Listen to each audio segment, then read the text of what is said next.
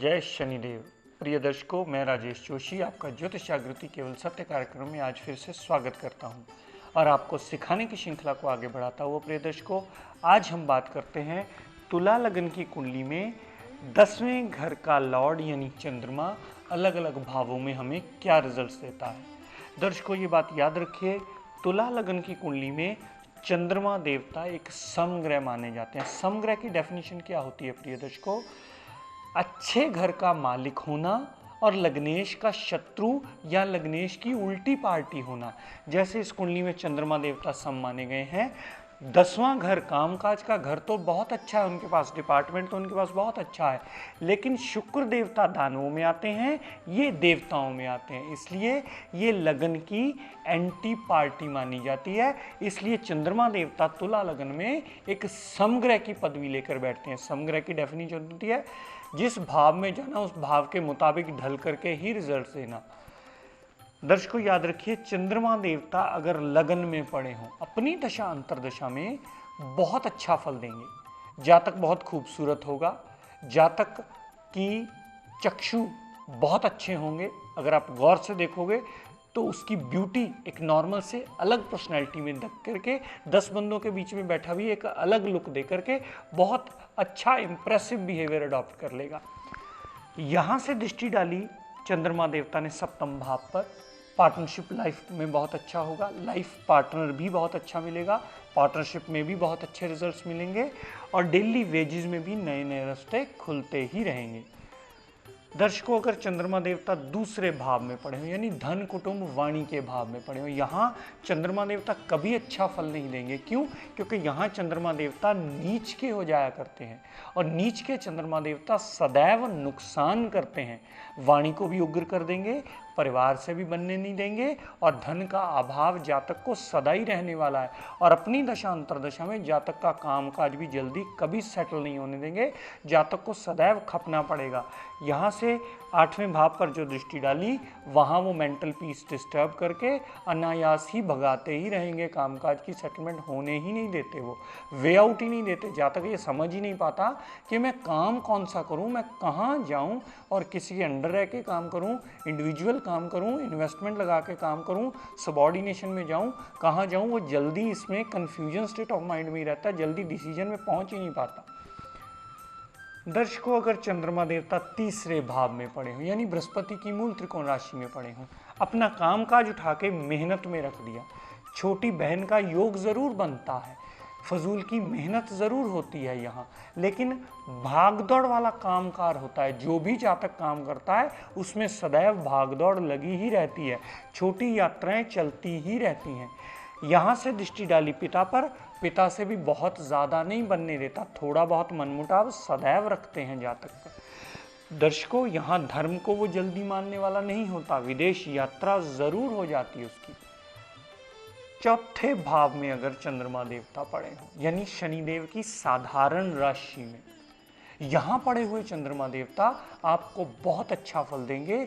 अपनी दशा अंतरदशा में माता, गाड़ी, भूमि, वाहन, मकान हर चीज़ का लाभ देंगे।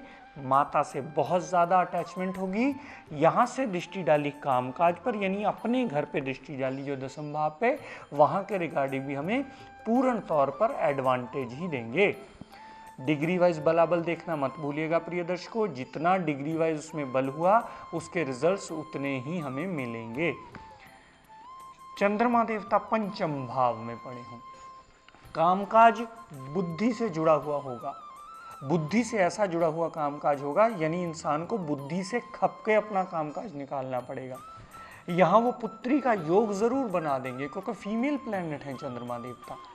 छोटी मोटी पेट में भी प्रॉब्लम्स देंगे, लव रोमांस में कामयाबी ज़रूर देंगे और यहाँ उसकी संतान बहुत ही खूबसूरत मिलेगी क्योंकि यहाँ भी चंद्रमा अपनी ब्यूटी का असर ज़रूर दिखाएंगे। यहाँ से दृष्टि डालेंगे बड़े भाई बहन के रिगार्डिंग भी हमें एडवांटेज मिलेगा। कामकाज हमारा बड़े भाई बहनों से जुड़ा हुआ हो सकता है, लाभ भी हमें अपनी मेहनत से होगा और यहाँ छोटी मोटी हेल्थ प्रॉब्लम्स को भी वो चलाते ही रहेंगे। चंद्रमा देवता अगर छठे भाव में पड़े हो, अपनी दशा अंतर्दशा में ये कभी अच्छा फल नहीं देंगे और जातक का कामकाज कभी सेटल होने ही नहीं देंगे। जातक कामकाज के लिए भागता दौड़ता खपता ही मिलेगा। अपनी दशा अंतर्दशा में रोग, ऋण, शत्रु, कर्जा, दुर्घटना, मुकदमा, कोर्ट केस, लिटिगेशन, सब चीज़ों से प्रॉब्लम्स झेलता ही मिलेगा। हाउस ऑफ कंपटीशन में भी वो दिक्कत परेशानियां ला करके प्रॉब्लम्स बढ़ोतरी में करते ही रहेंगे जातक की। यहाँ से दृष्टि डाली फजूल के व्यय पे, जातक के फजूल के व्यय होते रहेंगे। विदेश यात्रा ज़रूर कर लेगा जातक, लेकिन खर्च इतने ज़्यादा अनायास होंगे, कई बार इंसान फ्रस्ट्रेट होके मन अशांत कर लेता है और वो उनकी प्रॉब्लम्स को बढ़ा करके अपनी प्रॉब्लम्स के रास्ते में आकर के चंद्रमा देवता दिक्कत परेशानियां कम करने में बाध्य नहीं होते, क्योंकि ये भाव गलत है। गलत भाव में चंद्रमा का आना मन को अनायास परेशान करता है, क्योंकि हर जातक की कुंडली में मन का कारक कहीं ना कहीं चंद्रमा जरूर होता है, और जिनकी कुंडली में चंद्रमा पीड़ित हो वो दिक्कत परेशानी में जल्दी आ जाया करते हैं। दर्शकों, अगर चंद्रमा देवता सप्तम भाव में पड़े हो, लाइफ पार्टनर बहुत खूबसूरत मिलता है, क्योंकि चंद्रमा ब्यूटी का रिप्रेजेंटेटिव है। मैंने ये पहले भी आपको बताया था। पार्टनरशिप में काम होगा तो सदैव एडवांटेज मिलेगा। डेली वेजेस में नए रास्ते जरूर खुलेंगे। यहाँ से चंद्रमा देवता ने लगन पे दृष्टि डाली तो पर्सनैलिटी में भी इम्प्रूवमेंट्स जरूर देंगे जातक को। चंद्रमा देवता अगर अष्टम भाव में पड़े हो, अष्टम भाव में पड़ा हुआ चंद्रमा देवता जातक को कभी स्टेबल होने ही नहीं देगा। और किसी झोला छाप ने बोल दिया कि चंद्रमा देवता तो उच्च के हो गए, बहुत बढ़िया फल देंगे, वो बिल्कुल गलत बात हो जाएगी। क्योंकि चंद्रमा देवता अष्टम भाव में पड़े हुए सिवा नुकसान के, सिवा मेंटल पीस को डिस्टर्ब करने के, सिवा फजूल की भागदौड़ करने के, सिवा टेंशन देने के कुछ नहीं देंगे यहाँ चंद्रमा देवता। क्यों? क्योंकि प्रिय दर्शकों, वो उच्च के जरूर हो गए हैं, लेकिन यहाँ भाव गलत होने की वजह से उसके रिजल्ट्स टोटली नेगेटिव होंगे। यहाँ से दृष्टि डालेंगे चंद्रमा देवता धन कुटुंब वाणी पे, तो धन कुटुंब वाणी संबंधी भी सदैव प्रॉब्लम्स ही देंगे। वाणी में कटुता लाना स्वाभाविक से तत्व आ जाएगा। धन का अभाव सदा चंद्रमा की दशा अंतर्दशा में रहने वाला है, और परिवार जातक को कभी ठीक नहीं समझेगा, ना कभी उसका साथ देगा, उसमें सदैव परेशानियां लगी ही रहेंगी। दर्शकों, चंद्रमा देवता अगर नवम भाव में पड़े हों, कामकाज पिता से जुड़ा हुआ तो सदैव अच्छा होगा, भाग्य के लिए अच्छा हो गया। हालांकि ये उसकी शत्रु राशि मानी है जाती है, लेकिन केंद्र का मालिक त्रिकोण में आना या त्रिकोण का मालिक केंद्र में आना एक अच्छा योग माना जाता है। तो यहाँ चंद्रमा की प्लेसमेंट आना अच्छा योग जरूर देगी। पिता की सपोर्ट सदा उस जातक को बनी रहेगी। धर्म को जातक मानने वाला होगा। यहाँ से विदेश जाने के लिए अगर वो ट्राई करेगा तो ज़रूर यात्रा कर पाएगा। यहाँ से दृष्टि डाली छोटे भाई बहन पर, छोटे भाई बहन से भी मिलकर अगर काम करेगा तो उसे सदैव एडवांटेज मिलेगा। फजूल की मेहनत ज़रूर हर स्टेप पे होती रहेगी, लेकिन ओवरऑल जातक सदैव एडवांटेज में ही रहेगा। चंद्रमा देवता दर्शकों दशम भाव में पड़े हो, यानी अपनी ही स्वय राशि, अपनी ही ओन साइन में पड़े हो, कामकाज संबंधी सदैव एडवांटेज देंगे। मेंटल पीस जातक की बहुत ज़्यादा अच्छी होगी। अपने कर्म करके वो संतुष्ट ज़रूर होगा जातक। यहाँ से दृष्टि डाली चौथे भाव पर, माता, गाड़ी, भूमि, वाहन, ये सारी चीज़ों के एडवांटेजेस चंद्रमा अपनी दशांतर दशा में जातक को ज़रूर देंगे। चंद्रमा देवता अगर 11वें भाव में पड़े हों, 11वें भाव में पड़ा हुआ चंद्रमा देवता भी सदैव एडवांटेज देगा। लेकिन एक बात याद रखिएगा दर्शकों, जल ग्रह होकर के अग्नि राशि में चला गया है। अगर उससे लाभ लेना हो तो उसकी दशा अंतर्दशा में एक सुच्चा मोती ज़रूर पहन लीजिएगा। वो सदैव एडवांटेज देने में तत्पर ज़रूर होगा, क्योंकि यहाँ उसका बल कम होता है।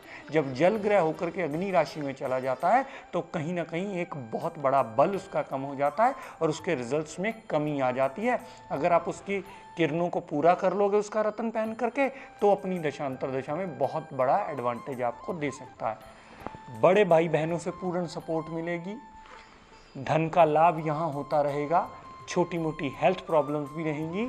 यहाँ से दृष्टि डाली पंचम भाव पे, पुत्री होने का योग वो ज़रूर बना देगा। मेंटल पीस जल्दी डिस्टर्ब नहीं होने देगा, स्टमक में प्रॉब्लम नहीं देगा, और हाँ, छोटा मोटा अनसर्टेन गेन भी वो ज़रूर करवा देगा। दर्शकों, चंद्रमा देवता अगर 12वें भाव में पड़े हों, अपनी दशा अंतरदशा में जातक का कामकाज कभी सेटल होने ही नहीं देते।